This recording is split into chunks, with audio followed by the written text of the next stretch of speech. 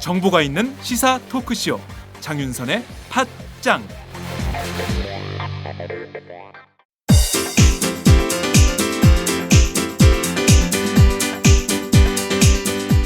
선배님, 문학을 잘 가르치는 대학이 따로 있을까요? 문학? 문학이면 서울디지털대학교 문해창작학과지. 왜요? 다른 학교랑 차이점이 있나요? 서울디지털대학교 문해창작학과는 순수 문학부터 드라마 작가, 라디오 작가, 영화 시나리오 작가까지 커리큘럼이 창작 중심이야.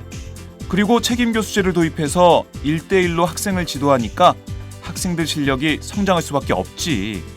아, 그래서 문단에 데뷔한 사람들 중에서 서울 디지털대 문예창작과가 많군요.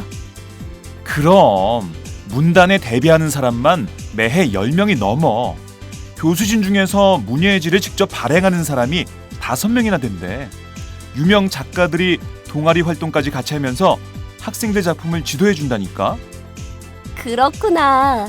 그럼 입학 후에 내가 소설가가 될지 시인이 될지 드라마 작가가 될지 가능성을 알아볼 수 있겠네요. 지금이 입시 기간이죠? 아싸, 결정! 고마워요, 선배. 서울디지털대학교 문예창작학과 신입 편입생 모집 중.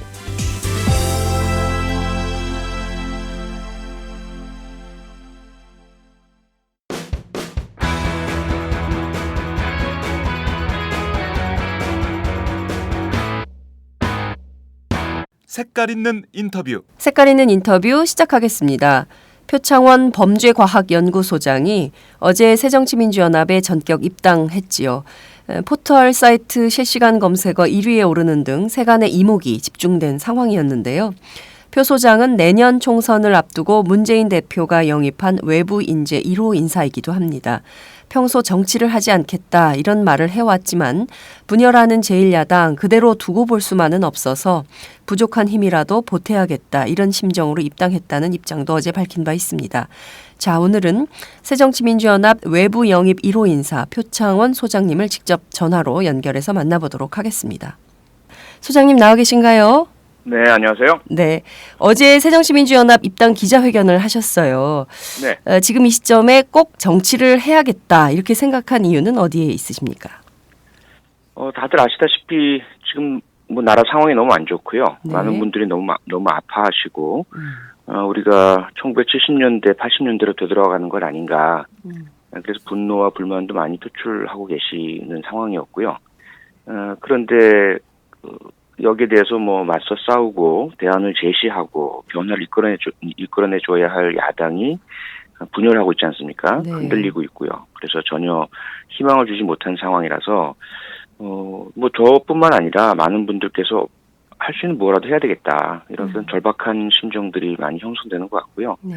뭐 그 시기에 같이 합류해서 도움을 달라라는 요청이 있었기 때문에 거절하지 못했고요. 그래서 합류하게 되었습니다. 네, 그렇군요. 언제 입당 제의를 받으셨어요? 사실 입당 제의를 받은 거는 꽤 오래 전부터 여러 차례였고요. 이미 밝혔지만, 네. 근데 그때는 뭐 이런 정도까지는 아니었고, 네. 굳이 제가 정치를 하지 않아도 정치하시는 저보다 나은 유능한 분들이 너무 많으셨고요. 저는 제 자리를 지켜야 한다는 생각에 계속 거절을 해왔고요. 네. 최근에 이제 수락을 하게 된 네. 그 제안은 2주가 채 안 되는 시점이었던 것으로 기억을 합니다. 네. 사실은 계속 다른 분들의 연락이나 제안도 다 아예 거절을 했었거든요. 만나질 않았었는데 아, 네. 이 당 관계자라고 제가 알고 있지 않았던 문화예술계 관계자분과 제 그런 그 범죄 분석 관련한 네. 자문 요청을 받고 이제 만나는 자리에서 네. 그분이 좀 완곡한 영입 제안에 대한 의사 전달을 해 오셨고요. 네. 그래서 저는 예상치 못한 그런 말씀에 좀 부담도 느끼고 네. 그래서 일단 알았다라고 섰던 것이 첫 번째 제안이죠. 그러다가 이제 문 대표께서 식사 한번 하자라는 제안을 주셨고 네. 식사를 하면서 이제 조금 자문도 드리고 할 생각이 많았다가 이제 적극적인 제안을 받게 됐고요. 네. 그래서 계속해서 거절을 해왔죠. 거절을 해오다가 금요일 네. 밤 경에 제가 이제 마음을 굳히게 되었습니다. 크리스마스 밤에요? 아, 예, 그렇게 되네요. 네. 네. 아, 크리스마스에 결심을 하셔서 문재인 대표에게 연락을 하고 그리고 일요일 연락은 이제 토요일 날 다시 연락을 주셔가지고 네네. 그 최종 수락을 하게 된 건 이제 토요일 날이고요. 최종 수락은 토요일이었고 네. 그 사이에는 이제 크리스마스에 새정치민주연합 입장에서는 크리스마스 선물이었겠네요. 예. 자, 2주 전에 그 굉장히 많은 여러 당으로부터 뭐 정의당을 포함해서 새누리당에서도 영입 제약은 없었습니까? 없었습니다. 전혀 없었습니다. 아, 네. 새누리당은 전혀 없고 야당 네. 쪽에서 이런 영입 제의가 계속 있어 왔었군요. 네. 지금 이 순간 꼭 결정을 해야 할 수밖에 없었던 가장 큰 이유는 위기에 빠진 제1야당 이대로 두고 볼 수만은 없었다. 지금 최근에 그 수많은 온라인 당원으로 가입하는 그분들의 심정과 같다. 이런 말씀을 주신 게 굉장히 인상적이었는데요. 어제 보니까 포털 사이트 실시간 검색어 1위셨어요. 네. SNS 평가도 굉장히 좋던데 기자회견에 앞서 기자들에게 배포한 입당의 변 이걸 보면 정치를 할 수밖에 없는 10가지 이유를 쭉 쓰셨습니다. 이 굉장히 뭐 잘 정리돼 있고 정돈돼 있다 이런 평가를 기자들 사이에서도 받고 있던데요. 이건 언제 어떻게 쓰신 건가요? 말씀드린 것처럼 결국 뭐 마음을 굳힌 게 그 크리스마스 날이었는데요. 네. 그날 밤 마음을 굳히고 나서 이제 신경을 정리를 했습니다. 그래서 토요일 날 제 아내한테 검토를 받았고요. 예. 이제 중요한 결정은 다 승인을 받아야 되기 때문에 그렇군요. 네, 그래서 이제 그 맞춤법 틀린 거 몇 군데 수정 받고요. 아, 네. 네. 뭐 그래서 토요일 사모님이 날- 교정 전문 기자신가 보죠. 아, 예. 제 뭐 책을 쓸 때는 뭐 다 쓸 때마다 교정을 꼭 봐주거든요. 아, 그렇군요. 네. 네, 교정 교율이 중요합니다. 예. 그렇게 해서 뭐 토요일 날 완성을 지었습니다. 네. 그렇군요. 토요일 날 그러니까 단숨에 써내려간 글이기도 한 거네요. 네. 일종의 평소에 생각하셨던 바를 밤에 이렇게 한밤에 쭉 정리를 하신 것 같습니다. 선택하신 단어들을 보니까요. 주로 정의, 안전, 꿈, 행복, 진실, 품격 뭐 이런 것들이에요. 사실 한국 정치에서 정말 가장 요구되는 덕목 그렇지만 제대로 대접받지 못하는 것이기도 한데요. 실제 한국 정치 안에서 이런 중요한 담론들이 정말 대수롭지 않게 취급되는 가장 큰 이유는 뭐라고 보세요?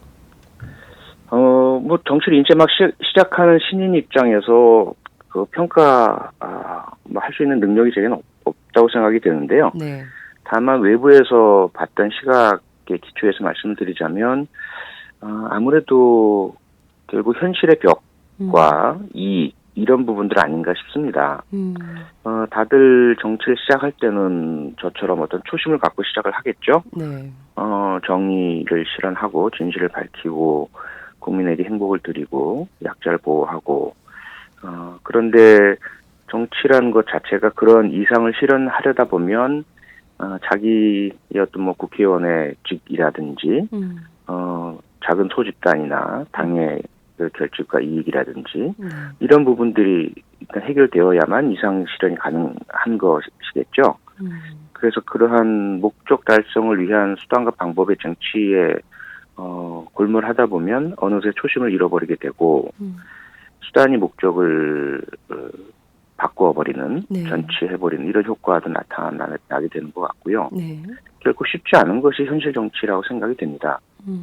그래서 뭐 지금까지 그러한 그 현실에 뭐 휘말린 그런 그 정치인분들을 비난하고 싶은 마음은 전혀 없고요. 네. 다만 그런 부분들을 봤기 때문에 반면 교사로 학습의 효과로 새로 시작하는 저나 다른 시민 정치인들은 이러한 초심을 잃지 말았으면 좋겠다. 현실에 휘말리게 된다면 네. 차라리 현실을 버리는 한이더라도 음. 그 이상과 목적을 잃지 말아야 되겠다. 뭐 그런 마음을 가지고 있죠. 그렇군요. 정말 시작할 때 그 마음이 끝까지 가기란 정말 어려운 것 같습니다. 그렇지만 그걸 잃지 않으려고 노력하는 마음 이런 게 굉장히 중요할 것 같다는 생각이 좀 드네요. 안녕하세요. 과메기가 생각나는 계절이 되었습니다. 비린내 나지 않고 믿을 수 있는 과메기를 드시고 싶으시죠? 딴지일보 기자가 구룡포 현장으로 찾아와 생산에서 포장, 맛까지 검증한 참 좋은 과메기를 권해드리고 싶습니다. 인터넷으로 참 좋은 과메기를 검색해주세요. 정말 맛있습니다.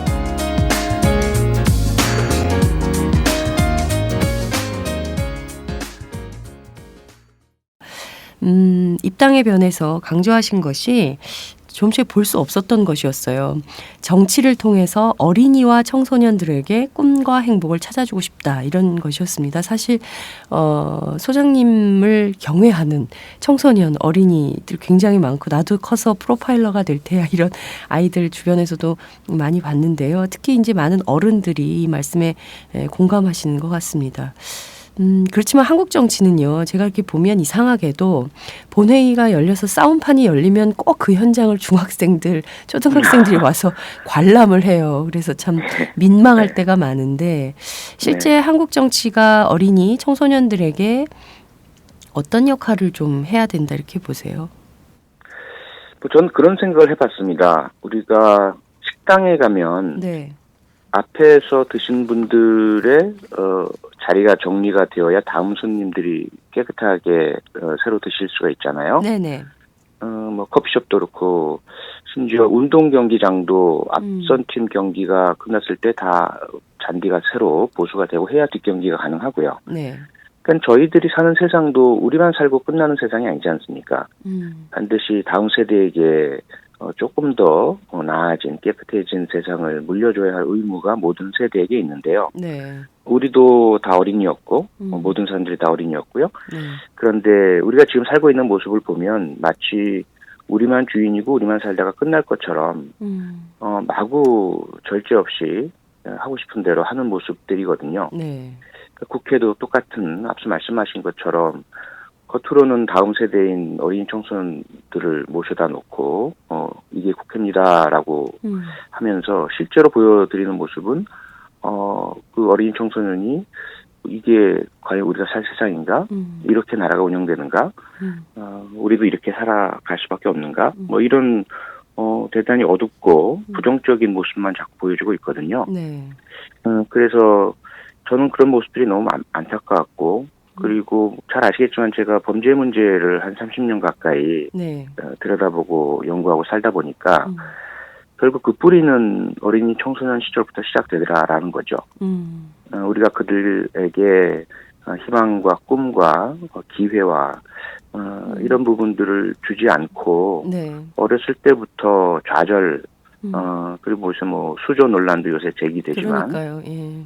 부모님의 어떤 경제적인 상황이나 또는 그분들의 성공 실패 여부에 따라 다음 세대까지 아예 처음 출발 단계부터 운명을 결정짓고 꿈을 꿀 기회조차 박탈해버리고 이건 우리가 잘못 살고 있다는 거죠. 분명하게. 그래서 이건 분명히 바꿔야 된다라는 생각이 듭니다. 네, 그렇군요.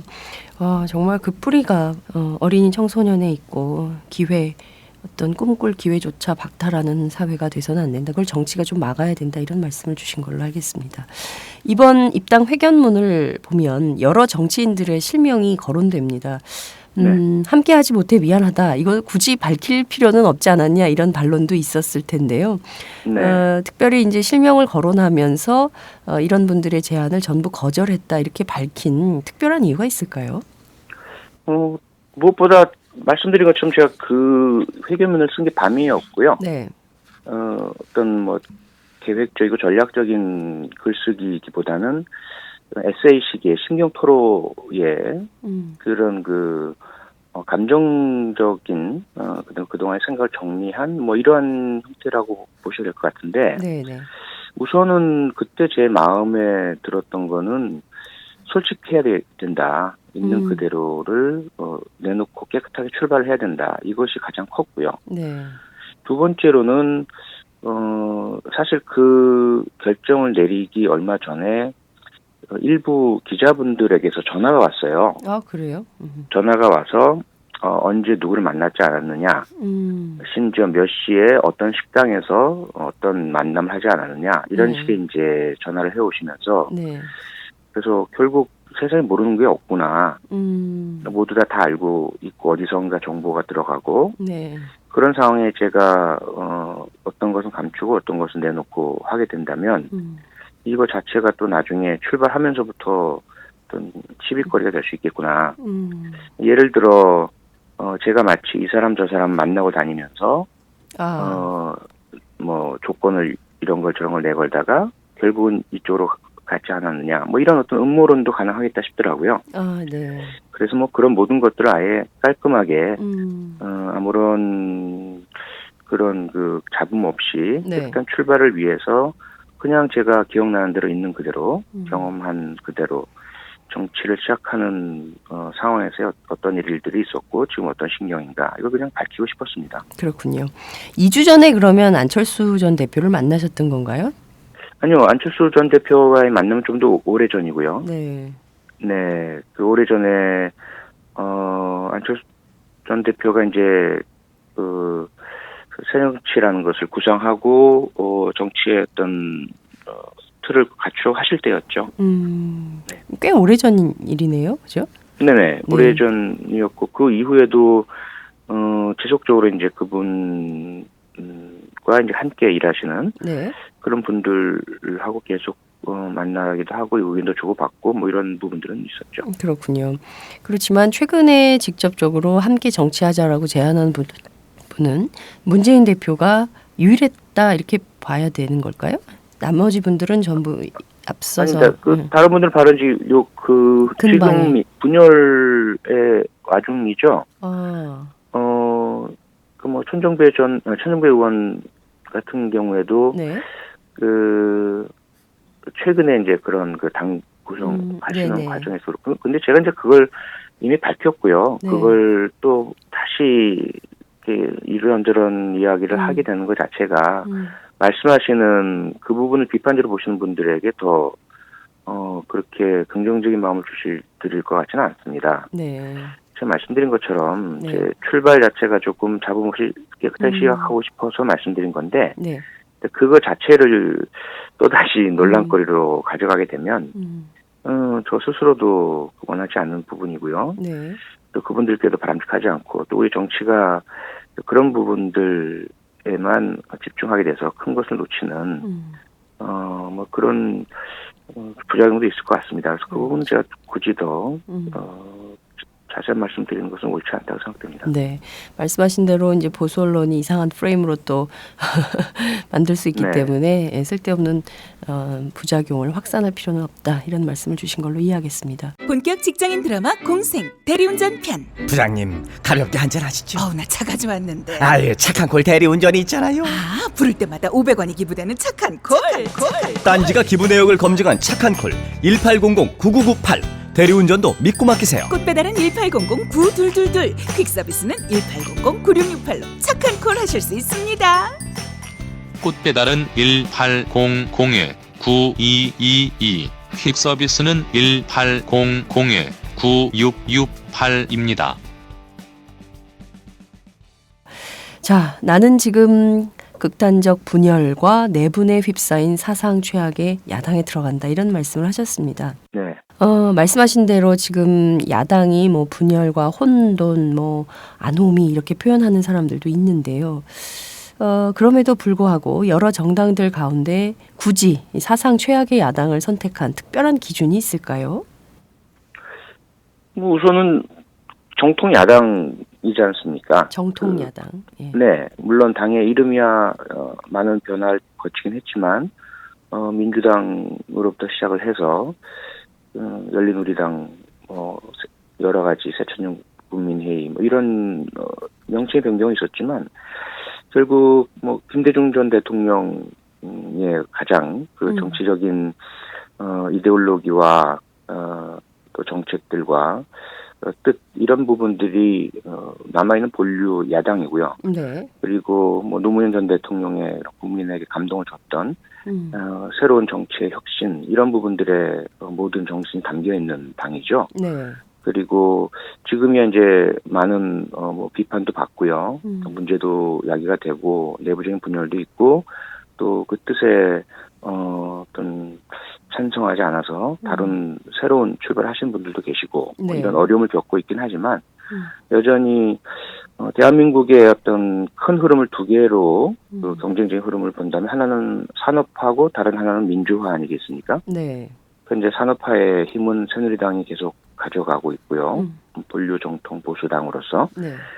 민주주의의 어떤 그 힘은 지금 새정치민주연합이 붙들고 있는 가장 대표적인 어떤 정당이지 않습니까? 네네. 그래서 그 정당이 제대로 가고 있다면 저야 그냥 관망자 입장에서 양쪽이 서로 경쟁하면서 잘하기를 그렇게 보고 싶었지만 그런 상황이 아니고요. 너무 한쪽으로 기울어 있고요. 네. 그래서 그런 그 위기에 처한 정통 민주주의 야당을 좀 지키고 도와드려야 되겠다라는 것이 가장 중요한 이유라고 봐야 되겠죠. 돕고 싶다라는 것이 뭐라도 돕고 싶다라는 생각이 가장 강했다 이런 말씀을 주셨는데요. 그렇다면 지금부터 출발하는 소장님의 정치 이런 것은 어떤 정치가 될 것이다 이렇게 기대해야 될까요? 제가 회견문에서 밝혔지만 조금 글쎄요 어떤 그 가치적인 문제에 또 포함이 되어 있겠지만 우선은 태도적인 문제가 더 중요할 것 같아요. 태도. 예. 그 많은 국민들께서 정치에 대한 실망, 분노, 불만을 표출하시는 부분들이 거기에 있는 것 같고요. 네. 우선은 뭐 신사의 품격이라는 표현을 제가 썼지 않습니까? 네. 아무리 뭐 분노스럽더라도 불만스럽더라도 그리고 상대방에 대한 그런 실망이 있다 하더라도 품격을 잃지 않는 정치의 모습을 보여드리겠다. 앞서 말씀하신 그 어린이 청소년들에게 보여주는 국회의 민낯, 부끄러운 모습, 그것도 결국은 품격을 잃은 모습이지 않습니까? 그렇죠. 그래서 일반인, 자연인으로서의 언제든지 감정을 마음대로 표출할 수도 있고요. 뭐 막말도 할 수 있고, 뭐 욕도 할 수 있으시죠. 그런데 정치하는 사람은 그래서는 안 된다고 생각을 하고요. 끝까지 품격을 갖추고 그러한 정치적인 뭐 공격이든 또는 경쟁이든 비판이든 하려면 철저한 준비가 필요하다고 생각이 듭니다. 논리를 갖춰야 하고 지식과 정보를 또 갖춰야 되고요. 치밀한 분석이 뒤따라야 하고요. 그래서 그러한 신세의 품격을 갖춘 정치를 보여드리겠다는 게 제 자세고요. 그러면서도 전사의 용맹함을 잃지 않겠다. 네. 결코 어려움이나 그 어려움 속에는 제가 정치적인 이익을 잃을 수 있는 어려움도 있겠죠. 예를 들어 뭐 나중에 공천을 못 받는다든지 네. 또는 뭐 표를 잃는다든지 많은 분들로부터 동의를 받지 못한 이런 정책을 지지해야 한다라든지 그렇다 하더라도 그리고 상대방이 너무 강하고 거해서 제게 핍박과 압박과 장애가 크게 닥친다 하더라도 결코 물러서지 않고 타협하지 않고 투쟁하고 싸워나가는 그런 전사의 용맹함을 함께 보여드리겠다. 그게 제가 정치를 하는 가장 기본적인 가치이고 태도입니다. 네. 정치부 기자들 가운데 요새 제일 많이 하는 얘기가 한국 정치의 품격이 떨어졌다 이런 얘기를 많이 했는데요. 네. 소장님을 통해서 좀 다시 품격을 회복하는 한국 정치를 기대해야 될 것 같다는 생각이 좀 듭니다. 이런 말씀도 하셨어요. 야당 정치인들끼리 얽히고 설킨 감정과 관계 이것은 당신들끼리 풀어라 이런 직언을 쏟아내셨는데요. 네. 솔직히 많은 대중들은 그 안철수 의원 그리고 문재인 대표 간에 얼마나 큰 정치 철학의 또 다른 뭐 정책의 입장이 다른 것이냐 이게 잘 구분을 못하는 경우도 있습니다. 그 왜 둘이 이렇게 분열하는 것이지 답답한 그런 생각이 드는 사람들도 많을 것 같은데요. 소장님은 이 부분은 좀 어떻게 보십니까? 저도 마찬가지고요. 네. 그래서 그 두 분의 어떤 정치 철학이나 이념이나 정책이나 이런 부분에 무엇이 그렇게 다른지에 대해서는 아직은 저도 명확하게 구체적으로 알지 못합니다. 다만 뭔가 지난 대선부터 두 분 당사자보다는 그분들과 함께 일하는 분들 사이에 실무적인 협상 협의를 진행하는 과정에서도 많은 오해나 갈등 또는 불만 이런 부분들이 또 감정적인 부분들이 쌓였던 것 같고요. 네. 다만 우리가 부부도 사실 뭐 이혼을 많이 하지 않습니까? 네. 이혼한다고 무조건 나쁜 것도 아닌 것 같고요. 그런 부분들이 꼭 그 어떤 구체적인 사안이나 뭐 정책이나 이런 부분에 차이가 있어서만 갈라서는 것은 또 아니지 않습니까? 같은 것들을 추구하더라도 경쟁적이 될 수가 있고요. 그래서 일단 뭐 어떤 일이 있었는지 저는 정확하게 모르기 때문에 다 존중하겠다 라는 태도이고, 다만 가장 정치를 다 하시는 분들이니까 그 중심에 있는 우리 국민들의 상처와 아픔, 고통 이 부분은 절대로 외면하지 않으셨으면 좋겠다. 지금 다투고 나뉘고 싸우시고 경쟁하시더라도 그 중심에 국민과 국가가 있다면 중요한 순간에는 언제든지 협력이 가능하리라고 생각이 됩니다. 네. 지금은 경쟁하더라도 국민과 국가를 놓고 협력할 때가 올 거다. 이런 전망도 해주셨습니다. 당장 많은 아이들, 특히 청소년들, 그것이 알고 싶다 해서 소장님 못 보는 것이 아쉽다. 특히 방송에서 못 만나는 거 아니냐 이런 그 답답증 이런 걸 토로하시는 분들도 많은데요. 그래서 그런지 입장문에도 입당의 변에서도 네. 죄송하다 이런 말씀을 하신 것 같습니다. 앞으로 그럼 방송은 전혀 안 하시는 건가요? 제가 안 하는 게 아니라 이제 못하는 공정성이나 이게 객관성이 필요한 네. 그런 시사 프로 같은 경우에는 이제 뭐 전문가로서는 안 되고요. 네. 다른 형태는 아무래도 많이 보여드릴 수 있지 않을까 싶어요. 오늘 인터뷰 같은 것도 그렇고요. 네. 그리고 뭐 정치적인 그 부분, 정치는 뭐 우리 사회 삶의 모든 부분을 다 뭐 관장하고 그 부분을 해결해야 될 영역이니까요. 네. 그래서 다른 형태로 다른 모습으로 많이 더 보여드릴 예정이고 그렇게 노력하겠습니다. 네. 정치인으로 변신한 프로파일러의 모습은 또 어떤 모습인지 정말 기대가 큽니다. 2012년 대선 패배 이후에 야권 지지자들에게 프리허그를 제안하신 바 있어요. 실제 네. 광화문에서 많은 눈물을 흘리면서 프리허그 하시는 시민분들도 저도 본 적이 있었는데요. 어느덧 벌써 3년이 흘렀습니다. 그때 저도 선생님과 광화문에서 만났던 기억이 있는데 지난 3년의 박근혜 정부는 좀 어떻게 평가하십니까? 너무 안타깝죠. 제가 그 프리허그 때도 뭐 여러 매체 인터뷰를 통해서 네. 당선을 축하드린다. 그리고 약속한 것처럼 100%의 대통령이 되시길 바란다. 반대했던 국민들까지 끌어안고 48%의 그 아픔을 보듬고 부디 꼭 그 존경받는 대통령 되시길 바라고, 우리 나라 전체의 그런 발전과 안녕 이 부분을 위해서 노력해 주시기 바란다. 이런 희망을 피력했었거든요. 네. 그런데 결국은 그런 통합의 노력은 전혀 보이지 않았고요. 반대하는 사람은 일개 서민이 비판을 해도 명예훼손죄로 지금 네. 체포 구속을 하고 뭐 이런 말도 안 되는 과거 70년대 대통령 모독죄가 있던 상황과 다를 바 없는, 그보다 더 심한 부분도 보이고 있죠. 네. 경제는 좀 완전히 뭐 무너지기 일보 직전 아니겠습니까? 그렇죠. 특히 그 뭐 노동자분들, 저소득층 자영업자분들, 비정규직, 또 아예 아직 취직도 못하고 계시는 많은 취업 희망자, 구직자 여러분, 이런 분들은 계속 그 절망에 빠져 계시고요. 복지는 모든 걸 다 약속해 놓고서 노인분들께 20만 원씩 다 드리고, 무상 보육, 무상 교육, 단가 등록금, 뭐 보건 부분도 중대사례질환 모두 보험을 해주겠다. 네. 지금 보면 전혀 이루어진 게 하나도 없고요. 오히려 복지를 축소시켜 나가는 모습이고, 메르스 사태며 세월호 참사 이후에 대응을 보더라도 그런 그 아픈 국민 그리고 피해 입은 분들을 중심에 놓고서 해결하는 모습이 아니라, 이건 뭐 대통령의 심기 하나만 맞추기 위해서 모든 권력기관들이, 그 행정기관들이 좀 좌지우지하고 잘못되고 있는 모습들, 나라 전체가 대단히 망가져간다는 느낌이 많이 듭니다. 나라 전체가 대단히 망가져가고 있다 이런 느낌이 든다 말씀을 주셨습니다. 이게 더 이상 망가지지 않게 정치가 좀 제대로 잘 이렇게 작동을 해야 될 것 같다는 생각이 좀 드는데요.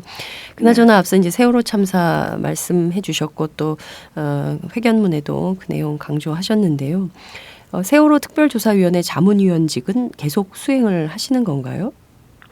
저는 그렇게 하고 싶은데요. 네. 이것도 특조위 입장과 어떤 내부 규칙에 따라서 아마 결정을 하시겠죠. 네, 그렇군요. 1차 청문회는 좀 어떻게 평가를 하세요? 1차 청문회로서는 상당한 의미가 있다고 보고요. 네. 많은 분들이 실망을 하셨겠지만 우선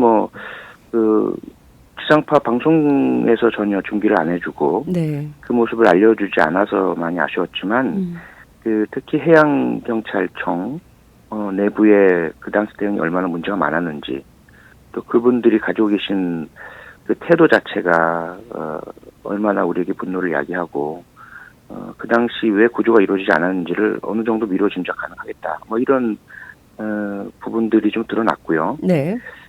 사실관계가 아주 명확하게 규명은 되진 않았지만 무엇을 어떻게 찾아서 규명해야 할지에 대한 숙제거리는 많이 발견한 의미 있는 청문회였던 것 같습니다. 네. 이번에 입당하시면서 유능한 야당의 길을 상당히 강조하셨습니다. 실제 야권의 지지자들은 2012년 총대선 이후에 상당한 열패감이 있는 게 사실인 것 같습니다. 매번 하는 선거마다 새정치민주연합이 졌기 때문인데요. 현재의 제1야당 좀 어떤 방법으로 지지자들에게 승리감을 좀 주고 어떻게 하면 이기는 야당이 될 수 있을까? 그 길은 어디에 있다고 보세요? 자기 혁신이고요. 일단 혁신. 지금 네. 진행되고 있죠. 네. 우선 전열을 정비해야죠. 스포츠 경기든 싸움이건 우리 내부에 문제가 있다는 갈등이 일단 봉합하고 해결하고 그리고 뜻을 한데 맞춰서요 단결하고 그리고는 목표를 정하고 승리에 대한 확신을 가지고 하나하나 작은 승리부터 거두면서 자신감을 키워나가고요. 작은 실패들을 겪으면서 또 배워나가고요. 그렇게 해서 중단 없이 끊임없이 그 승리의 순간이 언제일지 모르겠지만 마지막 순간에 모든 지지자들이 함께 뜨거운 눈물을 공유하는 그 순간을 상상하면서 노력해 나가야 되겠죠. 네, 알겠습니다. 선생님 끝으로 한 말씀 부탁드릴게요. 네, 그동안 제가 정치를 안 하겠다고 무수하게 말씀을 드렸고요. 네. 하지만 그 말씀을 이제 번복하고 정치의 길로 들어섭니다. 저를 싫어하는 분들께는 싫어하실 권리가 있으시고요. 얼마든지 비판, 비난해 주시기 바랍니다. 그리고 제가 잘한다면 칭찬을, 못하면 채찍질 주시기 바라고요. 저는 제가 가진 모든 역량과 능력을 모두 쏟아부어서 한번 옳은 정치, 바른 정치, 정치가 국민들께 기대와 희망을 드리는 그러한 모습 보여드리겠습니다. 열심히 노력하겠습니다. 네, 정말 마지막에는 신인 같은 느낌이 딱 들었습니다. 네. 네, 선생님 앞으로 또 현장에서 뵙도록 하겠습니다. 오늘 말씀 잘 들었습니다. 네, 고맙습니다. 네, 지금까지 표창원 범죄과학연구소장과 함께했습니다. 대한민국은 왜 되찾고 싶었던 나라에서 떠나고 싶은 나라가 된 것일까? 대한민국은 왜 해일조선이란 말이 유행하는 나라가 된 걸까? 대한민국은 왜 국정교과서 체제로 퇴행하고 있는 것일까? 한국 현대사의 진실과 화해를 위해 노력해온 비판적 사회학자 김동춘 교수의 새 저서 대한민국은 왜에서 그 답을 찾아보십시오. 국정교과서에는 나오지 않는 진짜 한국 현대사 대한민국은 왜? 사계절 출판사.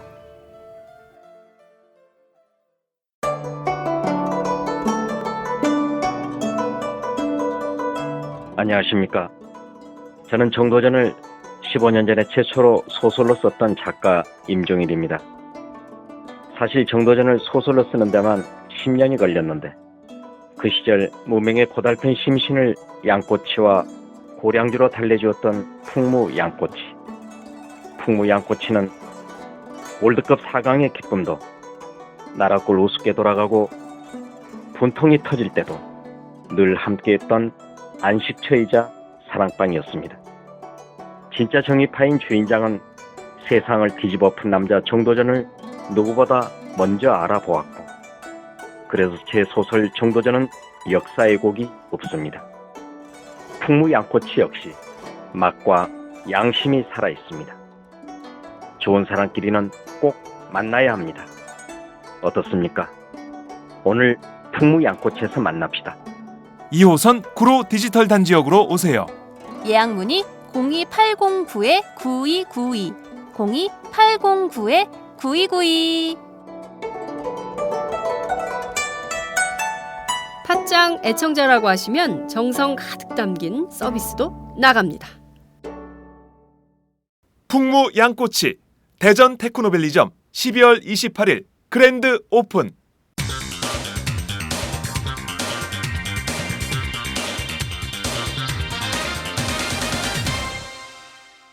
전혀 다른 뉴스.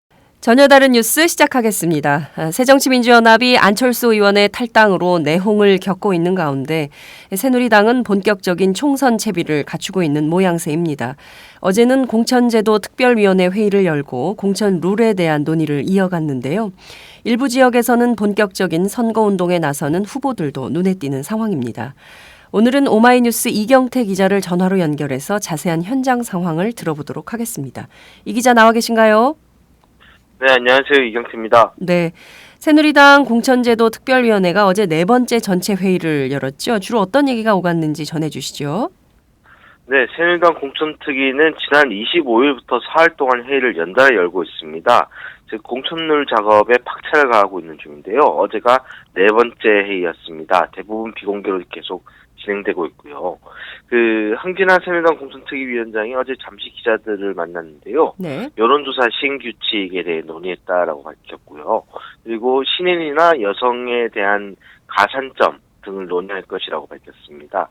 그리고 오늘 최고위원회에 오늘까지 네 번째까지 논의한 내용들에 대한 중간 보고가 있을 예정입니다. 네, 오늘 오전 최고위원회에 나오는 중간 보고 내용이 어떤 것인지 이것도 오늘 오전 챙겨봐야 될 중요한 뉴스 가운데 하나인 것 같습니다. 자, 공천룰은 어떤 방향으로 좀 모아지는 분위기인가요? 일단 김무성 당대표가 공언했던 바와 다르게 네. 논의가 흘러가고 있습니다. 우선 특위는 현행 단원원 당규에 단수 추천제나 우선 추천제 시행을 재확인한 상태입니다.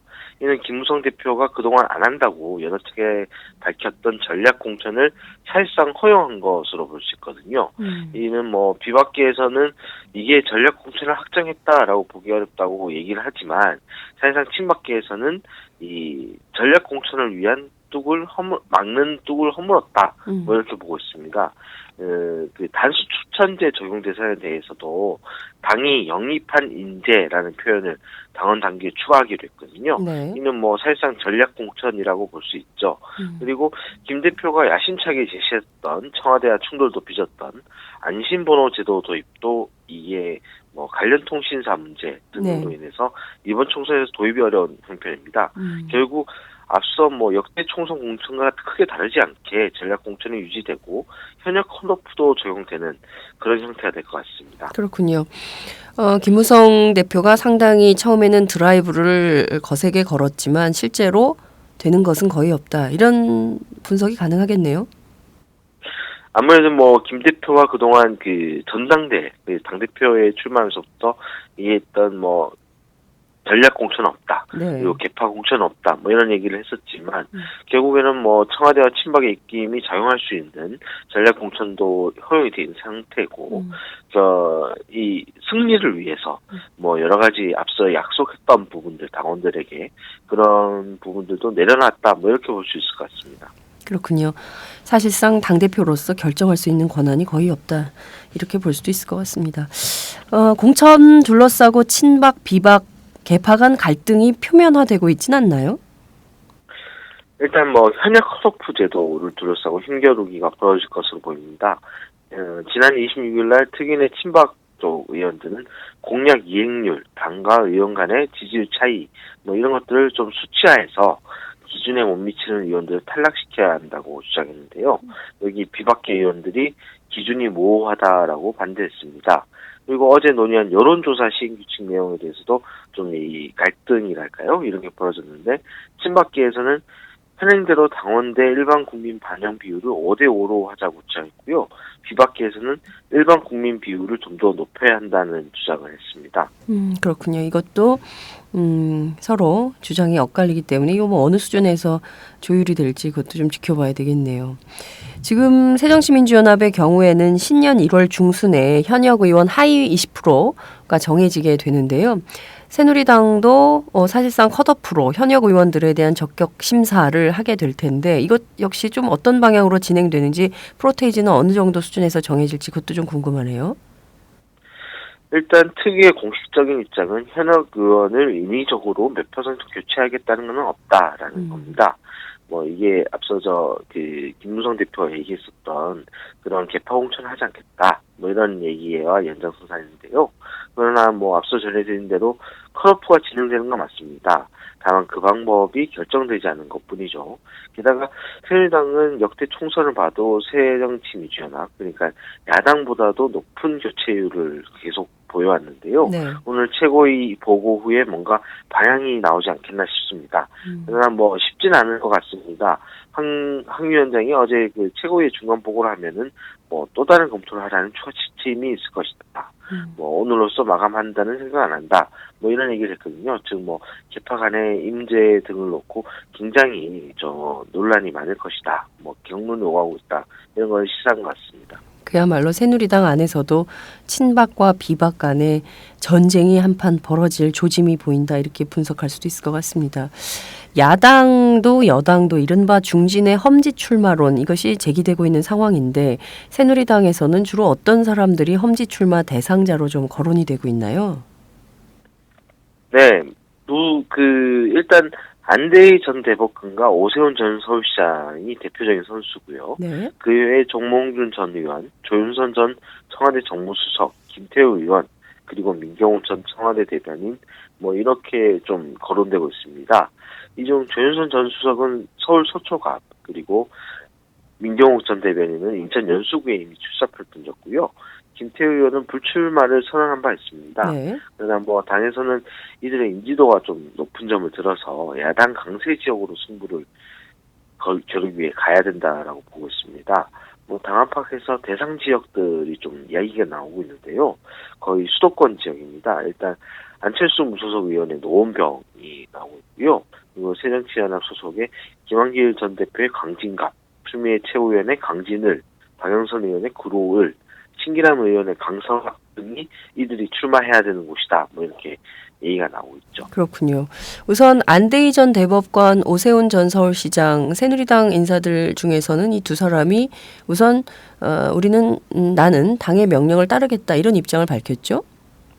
네, 두 사람이 최근 김 대표를 만나서 그렇게 밝혔습니다. 원래 안 전 대법관 같은 경우는 부산 해운대 그리고 오 전 시장은 서울 종로를 노리고 있었는데요. 네. 이곳은 내부 경쟁이 치열한 곳입니다. 안 전 대법관의 경우에는 현역인 하태경 의원이 강력하게 반발했고요. 그리고 오 전 시장의 경우에는 이미 종로에서 한번 텃밭이라고 할 수 있는 박진 전 의원이 강하게 반발하고 나섰죠. 그래서 특히 뭐 당에서는 안 전 대법관을 서울 어느 곳이든 차출 가능한 인사라고 보고 있는 상황이고요. 오 전 시장은 광진갑에 좀 오래 살았습니다. 그래서 그곳으로 가야 된다는 얘기가 좀 있습니다. 그렇군요. 뭐 새누리당 관계자 중에서는 일부 친박계 청와대에 낙점을 받지 못하면 이번에는 무소속으로라도 출마하겠다 이런 분들도 왕왕 있는 것 같더군요. 조윤선 전 청와대 정무수석 그리고 정몽준 전 의원도 험지 출마 대상자인데 과연 이분들은 어떤 선택을 할지 이것도 굉장히 귀추가 주목되는 상황이에요. 그렇죠? 네, 아직 뭐 정몽준 전 의원에 대해서는 구체적인 얘기가 나오지 않는데요.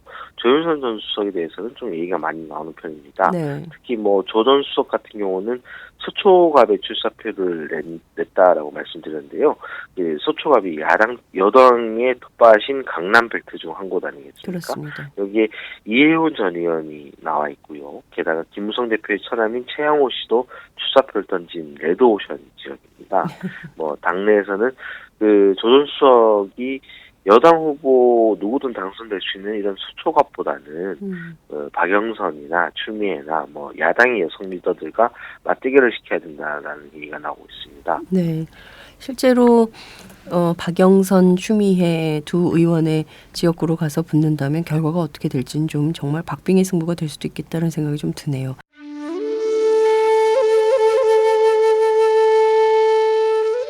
영한네이처의 마카 산삼. 공중파 텔레비전에도 없고 인터넷 배너 광고 하나 없지만 팟캐스트 좀 들어봤다 하는 분들은 다 아는 마카 산삼. 진짜 유명해져서 유사 제품도 많아졌습니다. 이젠 마카 산삼을 검색하면 너무 많이 나와요. 꼭 영한네이처로 검색해주세요. 팟캐스트에서 듣던 그 마카 산삼을 구입할 수 있습니다. 특히 나라 걱정으로 심신이 지친 분들에게 권합니다. 몸에 정말 좋습니다. 내 몸도 나라도 살릴 힘이 납니다. 페루의 마카와 우리나라 산삼, 몸에 좋은 11가지 원료를 모두 하나로 만든 마카 산삼. 마카 녹용과 마카소와 청소년도 있습니다. 1일 2회 공복에 따뜻한 물과 함께 드세요. 영한네이처 마카 산삼. 네, 저도 팟짱 녹음하기 전에 마카산삼을 꼭 챙겨 먹고 있습니다. 자, 민경욱 전 청와대 대변인의 경우에는 유승민 전 원내대표의 국회의원 선언문을 베꼈다. 이런 표절 논란도 일어서 문제가 좀 되고 있는 것 같아요. 네, 좀 황당했던 일입니다. 네. 민 전 대변인이 지난 12월 15일에 출마 선언문을 발표했습니다. 네. 이 중 일부가 뒤늦게 유승민 전 원내대표의 지난 4월 국회 교섭단체 대표연 선문 일부와 거의 같다라는 사실이 밝혀졌어요. 구체적으로 설명을 드리자면 나는 왜 정치를 하는가라고 자문자답하는 내용이 있습니다. 네. 여기서 유승민 전 원내대표도 그 당시 연설문에서 나는 왜 정치를 하는가라고 물으면서 그 내용을 이끌어 나가거든요. 네. 이때의 문장 구조나 단어 나열 순서까지 거의 유사합니다. 그 뭐 좀 다른 게 있다면 유승민 전 원내대표가 용감한 개혁, 보수 뭐 이런 단어를 썼는데 민경훈 전 대변인은 이를 용감한 도전이나 건강한 삶 정도로 바꾼 것 그것뿐이거든요. 네. 근데 민 전 대변인이 KBS 기자 출신입니다. 게다가 그렇죠. 그 청와대 대변인까지 지낸 점을 감안할 때 상당히 민망하다라고 할 수 있겠습니다. 민 전 대변인 쪽은 보도 후에야 이런 사실을 처음 알게 됐다라고 했고요.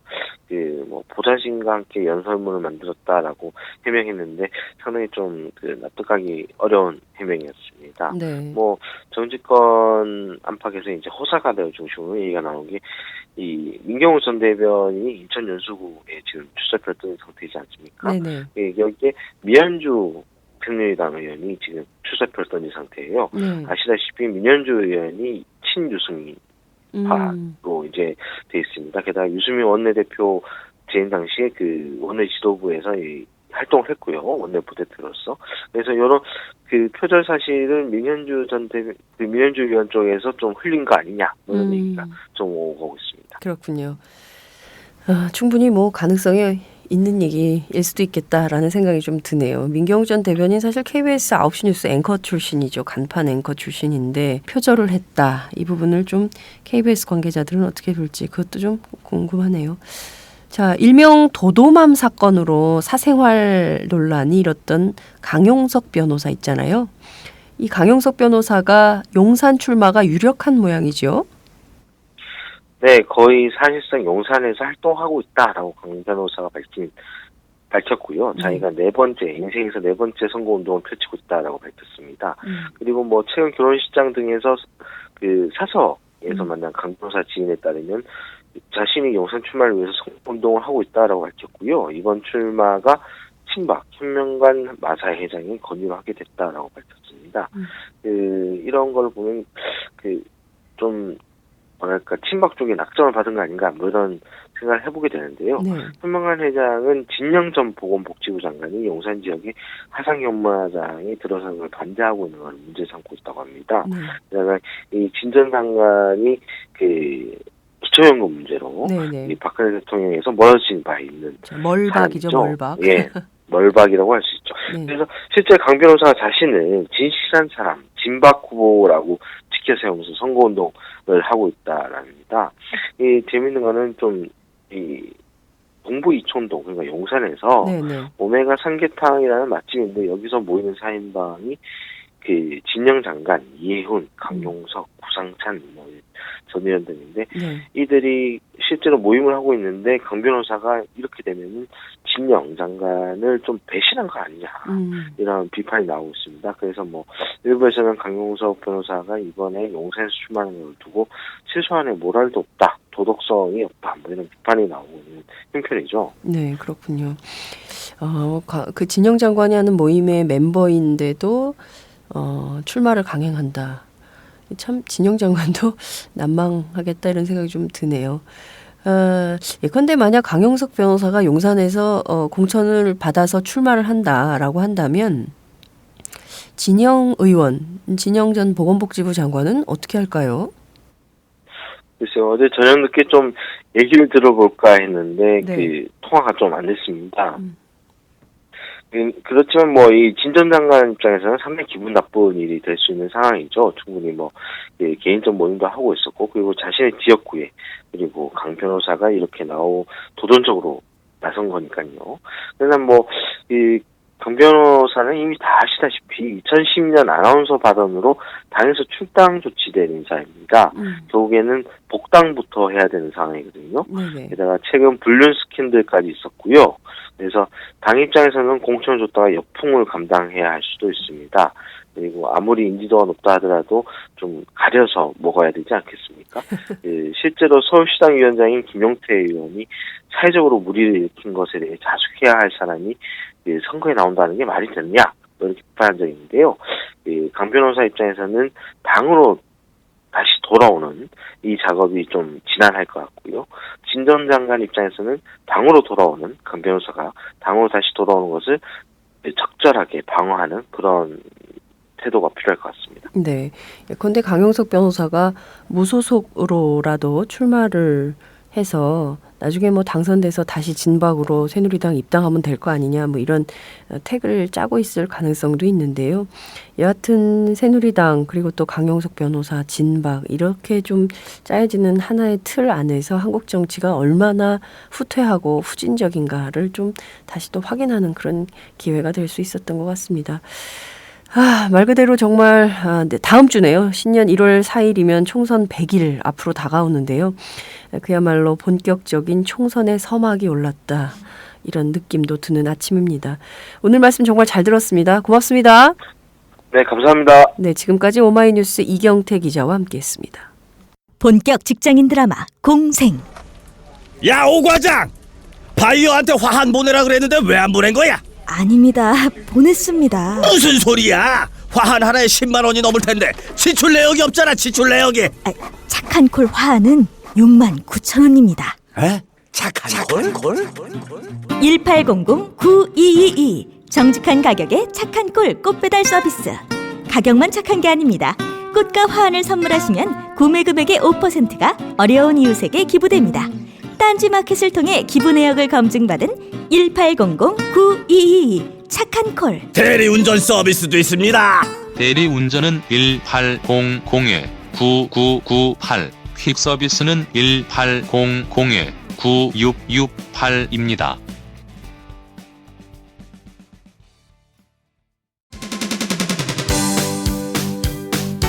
안녕하세요. 장윤서의 팟짱, 귀에 팍팍 꽂히죠? 저는 오늘도 오마이뉴스 최정병기라고 바닥바닥 우기고 있는 김병기 기자입니다. 공짜 자전거 신문 조중동 기자들이 자기 신문 돈 내고 보나요? 안 봐요, 아빠. 네. 저는 팟짱에 매월 자발적 정치료 3만원씩 내는 10만인 클럽 회원입니다. 애청자 여러분 덕분에 올해 1000명 늘어서 무려 9,400. 내친 김에 연말까지 1만 명 만인보 캠페인에 도전합니다. 무슨 캠페인이요? 만인보! 한 명의 마음걸음보다 만 명의 당당한 한 걸음. 올해가 가기 전에 오마이뉴스 10,000번째 주인공이 되어주세요. 홈페이지에서 가입하시거나 02-733-5505 내선번호 274번으로 전화주세요. 요즘 엄청 갑갑하죠? 갑갑해. 우리 역사책도 지키고 팟짱도 확실하게 지키겠습니다. 10만인 클럽 아싸!